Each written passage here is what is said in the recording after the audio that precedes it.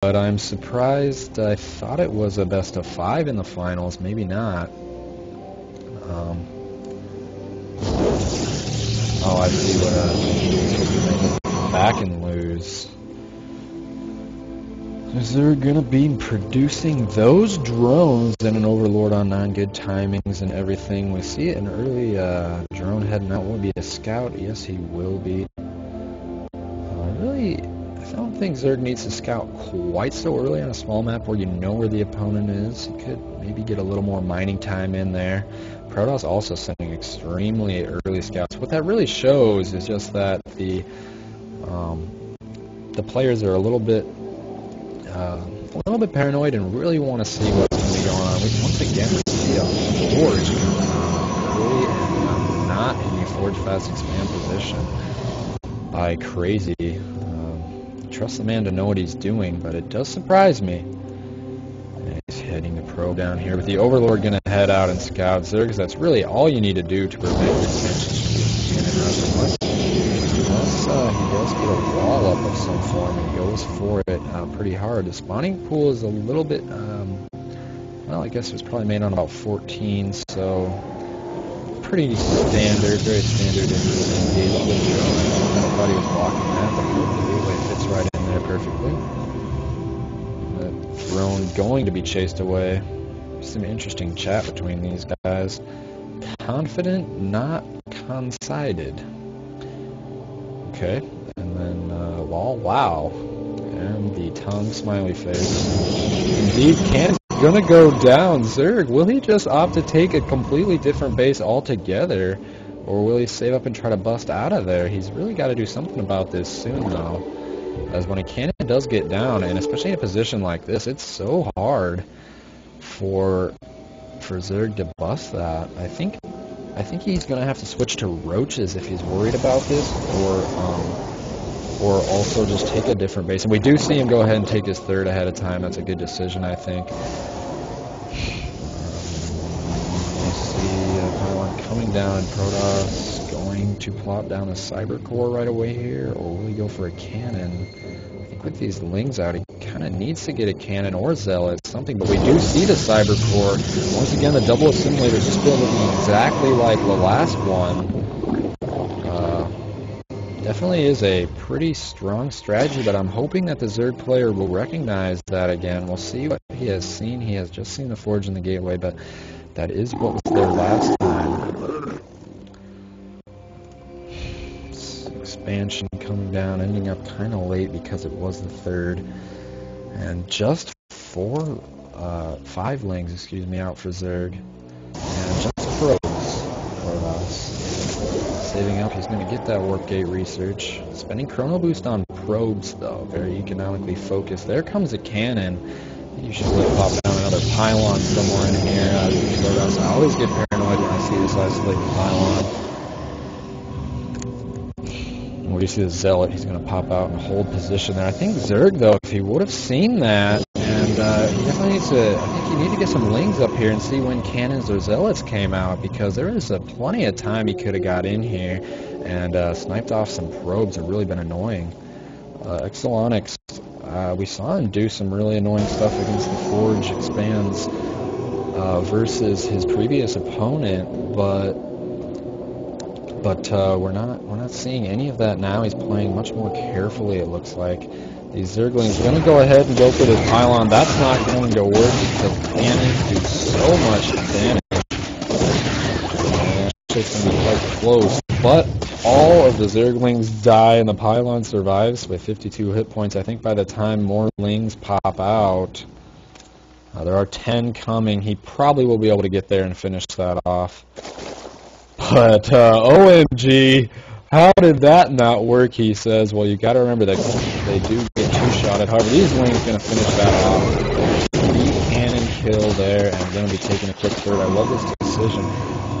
I liked it last time, going for the very quick third, but this Robotics Bay Immortal and the Zealot Sentry combo was crushing. He's going to have to handle it a little bit better than he did before. I think that we just need to see a balance of roaches and Lings instead of just of just all roaches, as all roaches can be pretty predictable, and then when Crazy switches to stalkers, those roaches will just begin to evaporate. I think also what I'd like to see, now we see the lings coming up in the position, but they're just a little bit late. I think they really needed to come in when they're really early on, when there's just the cannon, the gateway and the forge. Now he's going to go on and check what's going on. Will there be a force field to trap him? Good micro by the Zerg player, not getting far enough up there, because while same build, he recognizes it, so he is going to hopefully react. I think one thing I would like to see a lot is a quick transition to Hydras, but we got to see that Lair Tech come on. I don't know if that will be ready by the time, but Hydras can target fire these Immortals down quickly, as well as if he just micros those roaches in and gives the Protoss the roachy hug, he'll be able to zap those Immortals right up. He did not do it last time. He tried to rely on the Spinecrawler defense, and it was just too much once those additional warping rounds came in from Protoss. So Crazy says, with a few variations, like, I'm not doing the exact same thing. Don't worry. You still have a chance, right? And the 3 Immortals come. Last time he moved out with 3 Immortals, will he go? It's going to be Immortal Sentry Zealot again, which is very good, but I think if Zerg does hold it up, and his probe looks like he's going out to try to take an expansion, but it's Zealot blocking, and so that will be canceled. Now he does get it straight. No, the probe is to come and build forward pylons. So for units now, we really don't see a lot coming out of the Zerg. We see mass Zerglings, well, 15 Zerglings being produced, so there will be quite a few Zerglings on the board. Or excuse me, we see 5 roaches coming. And there are 15 Zerglings on the board. The Spine's going to be going down, but the third's so vulnerable. However, Protoss did not move into the third last time. I think he really needs to this time, as that could be so much more crushing. Give the +1 to hit Protoss and knows how to kill him some Zerglings. The forward pylon going down in a great spot. I know I'd put many a forward pylon down there as Protoss. It's just kind of a nice place. You can get down this high ground. You're next to this ramp. It's where you're far enough away. However, the Spinecrawler is going to finish up. I think Protoss going to have quite a superior army, though. He does go for the third. Great decision, as Lings will be popping. I think we need to see Zerg get his army together here, so get these isolated stalkers, and then work and bring these drones here to sandwich these units. There we go. He does get the stalkers, so we target them down. He will. He needs to try to get away from these force fields, though. He does pull back to Spinecrawlers. Good choice. In production tab, we do see roaches and lings coming. I think this is a good response. But will they be there in time? Is the Immortal's going to move in and deal a lot of damage? No, they're not. They're going to wait for an additional warp-in round. But if Zerg can just hold this, we do see some epic long-distance, not mining, but back from retreating there. And these roaches going to get out there, destroyed by the Immortals. We got some Zerg pulling on back, targeting these Immortals. Not going to be Zealots are what's going to be targeted down, but that is what Protoss wants. With Zealots there to be meat shields. The Spinecrawler going to drop really quickly. This is looking a lot like the last game. I don't think there's anything Zerg can do out of those drones, but the force field is going to be catching the roaches, and the Immortal's going to be ripping their parts naturally. These do pop out. They need to go for the Immortals. They do, but the Immortal micro is quite good. Crazy, really making me want to try this build, as Exo-Onyx going to say he hates that build, as it just crushes him again. Now he pulls the ground. They're all going to be sacrificed. There's going to be nothing he can do. The one base, I think this, what does it take? Maybe half the minerals out of one base.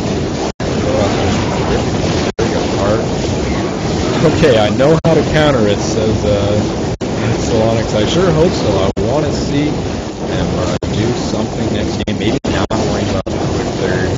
Just getting out a lot of units around Protoss. Because Protoss seems like he has no interest in taking an expansion, because that build is out for blood. Definitely seems like an all-in, but a very good one. I commend him for trying to make me want to try that build. Well, we're going to be heading into Game 3. Keep on watching and keep on going.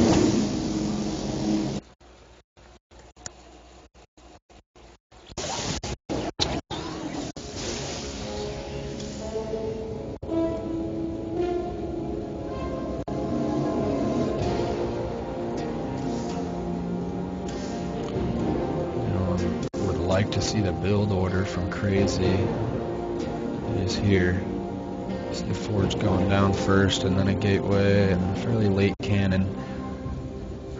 I think some Zerglings running by up there could definitely have caused a lot of damage. He did get the Zerglings by in the first game, but he didn't even try it the second game, and I think in the first game he didn't really expect them to get by and just kind of lost them quite easily to the probes, being pulled.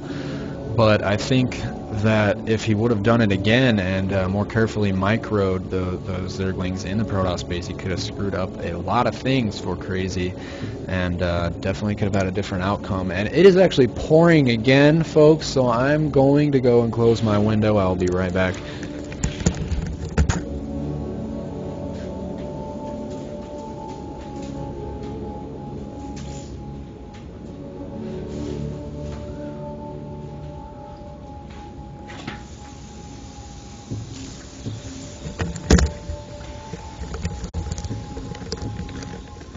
All right, here we go, going into Game 3. It's going to be on Cloud Kingdom.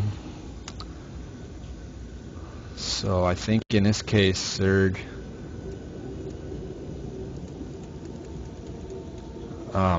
is going to probably not get his third up as quickly. It's a little bit easier for Protoss to put pressure onto the third on this map.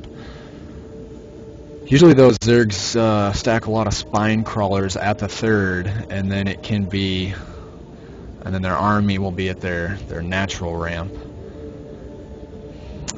Crazy says, don't start game, Kay. Let me go to the bathroom. I think he's a bit surprised that his build worked 2 times in a row. He's no doubt excited about that.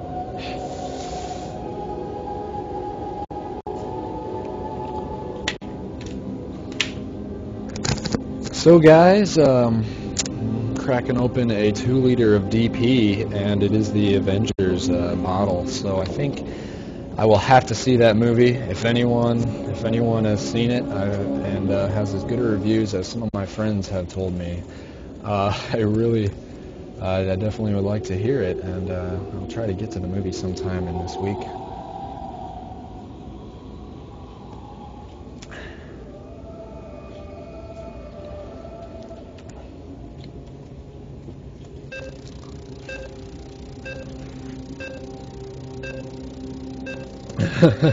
Crazy says, good luck counter, and the Zerg goes, haha.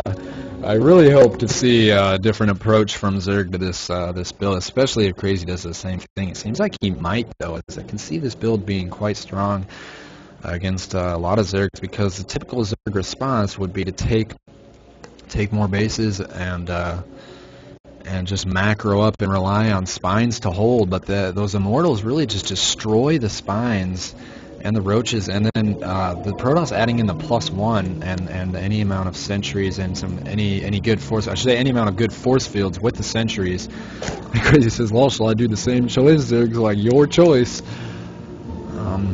Might be surprised, guys, to know that a lot of times the same build can keep working because they won't expect you to do it again, or if they do, they really haven't had too much time to think of what to do differently.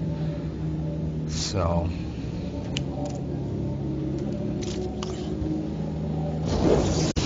we do see a pylon again at the top. It could be the same. We could see the Forge coming down here.